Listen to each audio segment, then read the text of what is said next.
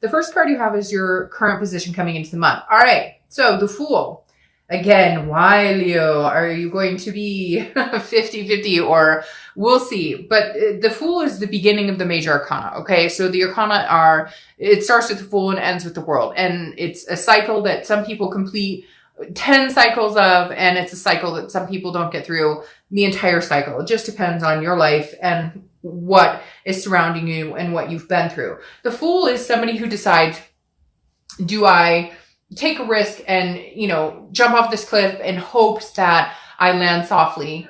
Or do I stick safely and go with something that maybe I know could happen or wouldn't happen? Basically, the Fool is footloose, fancy-free, balliness, new beginnings, a new start, a new chapter, a new beginning in everything.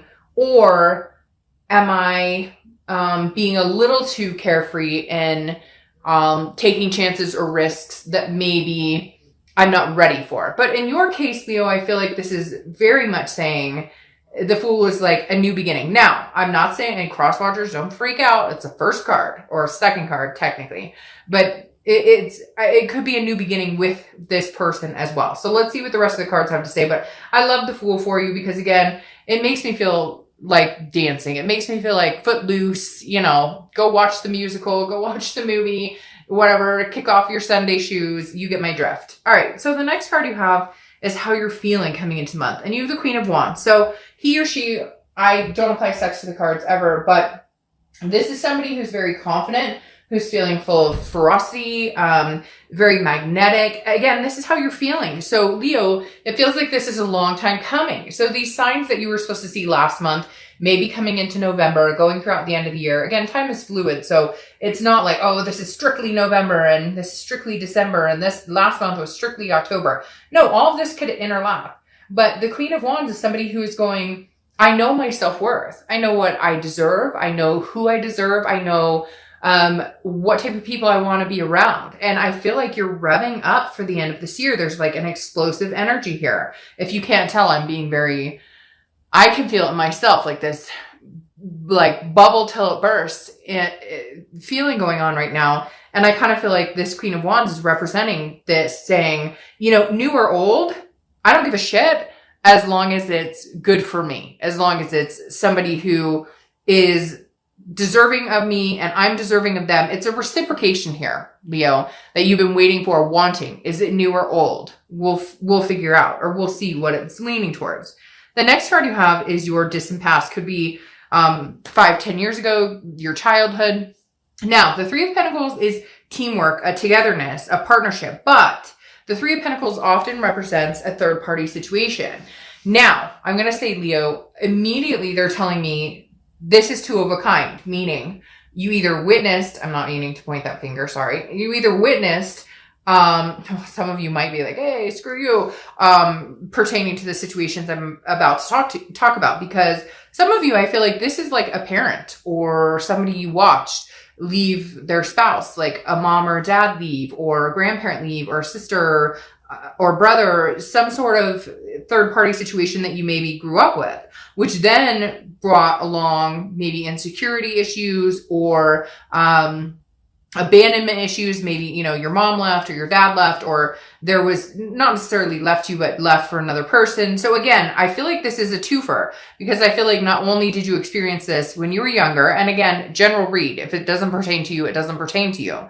But I feel like at some point you witnessed a third party that affected your life at a younger age, or in a time when you couldn't control it, which is now built up some insecurities or certain things you've had to get over to overcome this. And then I feel like when I say twofer, this is something you experience yourself. Now, whether it's with this person or not, I'm not sure. I don't know if it's with this current person you're thinking about, or that you're not speaking with, or that you have little communication with, but it's almost, the universe is almost saying, look, you've dealt with this in the past, you've overcome it, you'll overcome it again, but there's a newness or a freshness or this happened to me personally. Not that when you were younger, it didn't happen to you personally, but it wasn't your relationship. Yes, and I don't need all the comments about, what do you mean? Like, yes, of course, it was my parent or whatever. I get that, but I'm talking about, wasn't your romantic or marriage, etc., if that makes sense. All right.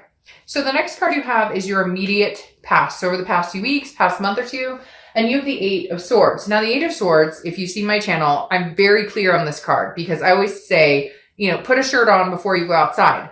This person is somebody who is confused. They're self-imprisoning them. You're creating your own reality and then complaining about it if it's not what you want, and yet you have the ability to change it to what you want, okay? The Eight of Swords is self-imprisonment. It's confusion. It's self-doubt. It's thinking, I can't be without this person, or I can be without this person, but what if that was a bad decision? You're like conflicting your own self, Leo. You're confusing yourself with this card. The past few weeks, past month or two, I feel like this is why the Wheel of Fortune is stepping in here, because you're going to have one clear guided decision on, do I start a new beginning by myself with somebody new? Or do I start, or by yourself? Just say, hey, for shits and giggles, I'm not going to date anybody or talk to anybody for a while because it's all about me. It's all about me. I don't care about anybody else but me. But this is telling me that very clearly you're on the fence of, do I start something new? Or do I go back to the old? Do I start something new with the old? Because right here, I always say in this card, right, that he or she could easily walk out the front door. They're putting themselves over the swords. Nobody's doing it to you. Nobody's forcing you. You can make that decision on your own, what you want to do. And the Eight of Swords is saying, what are you going to do? Are you going to flail over here and go, but I'm going to fall on these swords? Or are you going to walk out the front door? And like I said before, put a shirt on before you walk out the front door.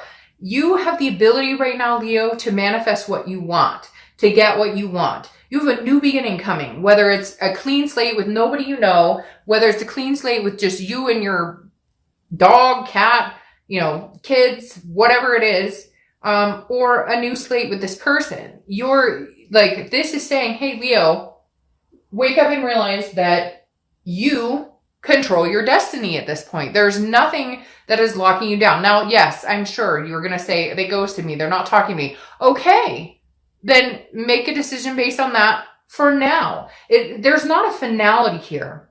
People always think that if a read goes one way or if your life goes one way, that it's final, that it can never come back around.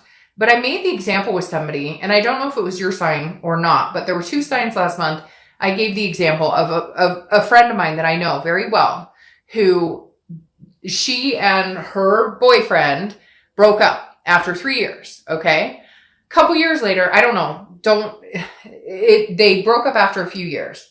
They didn't have kids, they weren't married, whatever. Couple years later, they bump into each other. They contact each other. They re-meet. Now they're married with kids and it's been 10 years. So there's no finality here. People always think if it's not happening right now, and it's breaking my heart, it's not cut and dry. If it's meant to be, if this Wheel of Fortune, the universe is meant to come in and say, hey, Leo, right now is your time to get out and shine and do something else, then get out and shine and do something else. If they're ghosting you, if they're not talking to you, if they're being a fucktard, then guess what?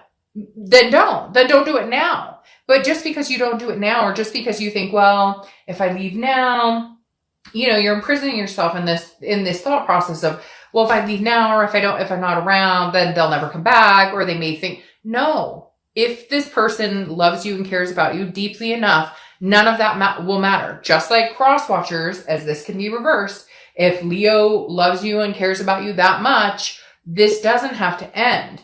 There's this, again, like I said, a finality. And my dad used to say I should be a lawyer because I continuously repeat myself. But that's not a bad thing, because I'm trying to impose upon you the fact that 2 years from now, 2 months from now, it could be completely different. You need to do you right now, Leo. If a new fresh start is, I'm going to join the gym tomorrow and I'm going to become a vegan, then freaking great. If your start is, I'm going to travel around the world and drink mimosas all day, do whatever you feel you want to do. The point is, this right now, Leo is saying you are in control of your destiny. And whatever makes you nervous, whatever has made you feel kept down or insecure, or things that you've dealt with that have affected possible relationships, or things that these people you've been in relationships with have affected you, don't stop. Take a breath and say, what does Leo want? What do I want? What do I deserve? And go from there. Enough with the self-doubt and the confusing, what do they want? Who cares? Do what you want to do. And I know you're like, oh, easier said than done, and I love them. I get that. But there is nothing keeping you guys from getting back together when the time is right. The next card and you could say, oh, well, they're married. Trust me, stranger things have happened.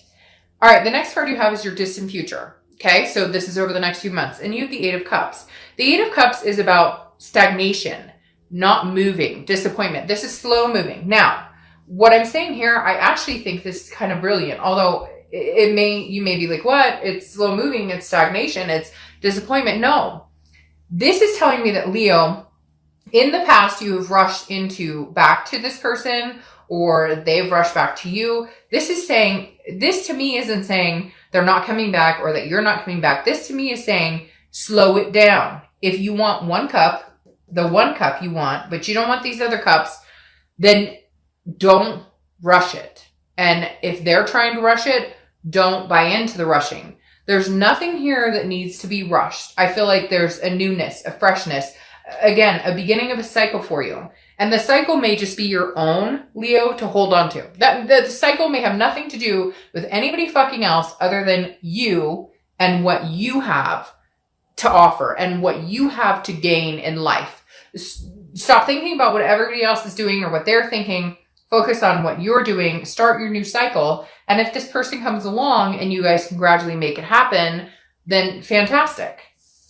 The next card you have is your immediate future over the next few weeks, next month or so, throughout the month of November. And you have the Queen of Swords. So this is kind of what I was wondering about, and it's presented itself. The Queen of Swords is somebody who is very honest, very insightful, understand things, but also can be very critical. There are doors here, Leo, that have not been closed.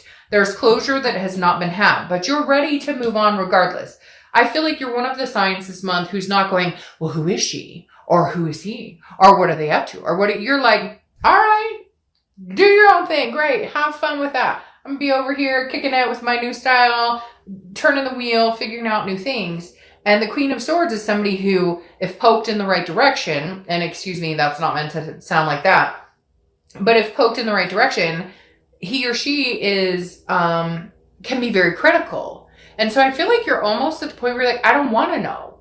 When you're ready to come back and apologize, or when you're ready to come back and we can have a fresh start together, great. But whatever this third party energy or whatever this, why I'm always doubting myself around you, isn't going to happen. I've found the insight and the honesty of everything that's gone on between us. And I plan on writing on that. And the Queen of Swords is saying, exactly. She's saying, this month is my month. And if you come and you bring it, great. Then you brought it, and let's see where it goes. If you come and you don't bring it, and it's just a fairy tale, and you just tell me what you think I want to hear, then I'm going to sharpen my swords and kick you to the curb. The next card you have is anything you're going to tangibly see throughout the month. Could be the beginning, middle, end. Could last for a week, a day. You have the Ten of Wands. It's a completion. It's responsibility, but it's a burden releasing itself. Now, generally, it's a burden, but I feel like this month, Leo, you're releasing this burden. You spent way too much time wondering, self-doubt, confused. What do they want from me?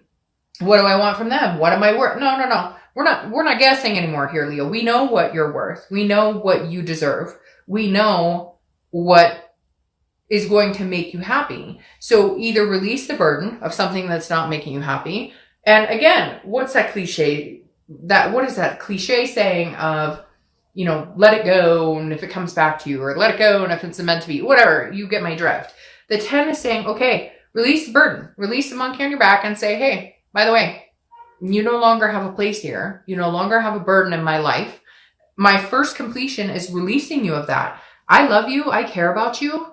But if you're going to be a burden in my life, or if I'm not going to get what I need or want from you, or if there are lies or any type of deceit going on, or anything that makes me feel insecure, I release you from that. I love you, but I release you. And if they come back, then we'll talk.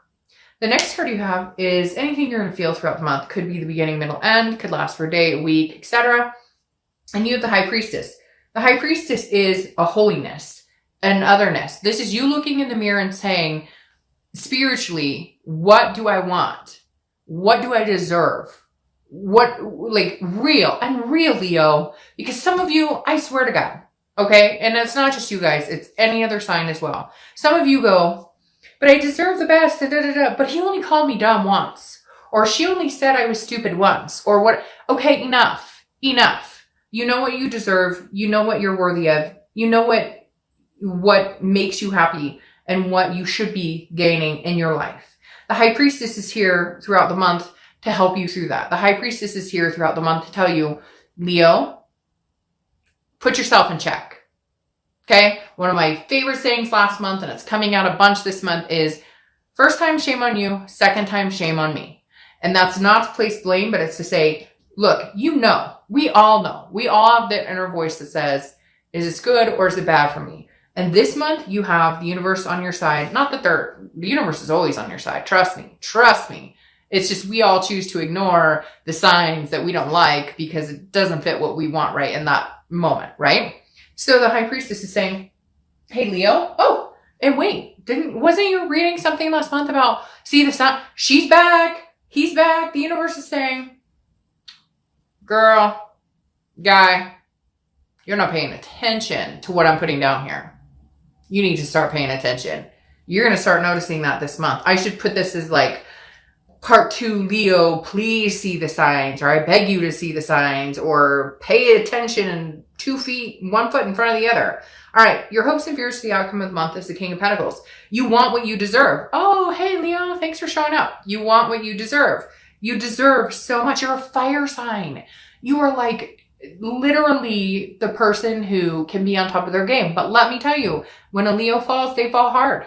And we all do. But when a Leo falls, it's reputation, it's respect, and not anybody else feeling that way about you. That's internal. That's you feeling like less than. That's you feeling doubt, self-doubt. That's you feeling nobody's putting you in that position. The King of Pentacles, your wish is that for the outcome of the month is that, hey, I am on top of my game 100% and nobody can drag me down ever again.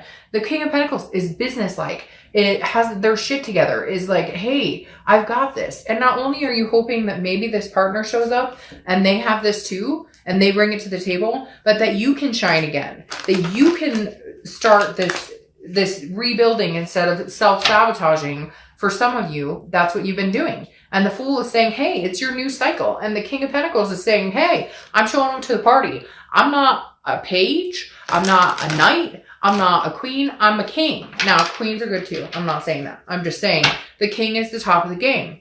And this is saying that's where you're hoping to be.